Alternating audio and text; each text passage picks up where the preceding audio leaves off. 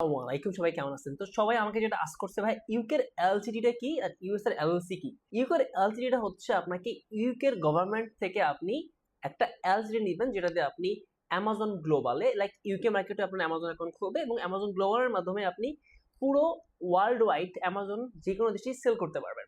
আর US এর LLC হচ্ছে এটা আপনি ইউএসএ থেকে নেবেন, যেটা হচ্ছে আপনাকে ইউএস গভর্নমেন্ট দিবে, যেটা নিয়ে আপনি ইউএসএ তো হোলসেল করতে পারবেন এবং ইউএসএ সহ পৃথিবীর সবগুলো দেশে আপনি অ্যামাজনে সেল করতে পারবেন থ্রু অ্যামাজন গ্লোবাল।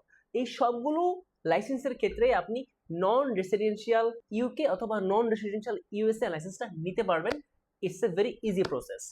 তাছাড়াও আপনি চাইলে যারা ইউইতে আছেন, ইউইতে amazon.com-এ অ্যাকাউন্ট খুলে অ্যামাজন গ্লোবালের মাধ্যমে আপনি অ্যামাজনে সেল করতে পারবেন, অথবা চাইলে আপনি সবচেয়ে কম টাকায় ইউইতে ই ট্রেডার লাইসেন্স পাওয়া যায়। বাট দা ওয়ে, ইউইর ই ট্রেডার লাইসেন্সের থেকে কিন্তু আমাদের ইউকের এলটিডি সস্তা। তাছাড়া যদি কোনো বাজেট বেশি থাকে, আমরা যদি নুন, অ্যামাজন, অন্য প্ল্যাটফর্মে কাজ করতে চাই, সেক্ষেত্রে আমরা ই কমার্স লাইসেন্স বা এলএলসি নিয়েও বিজনেসটা করতে পারি। Thank you.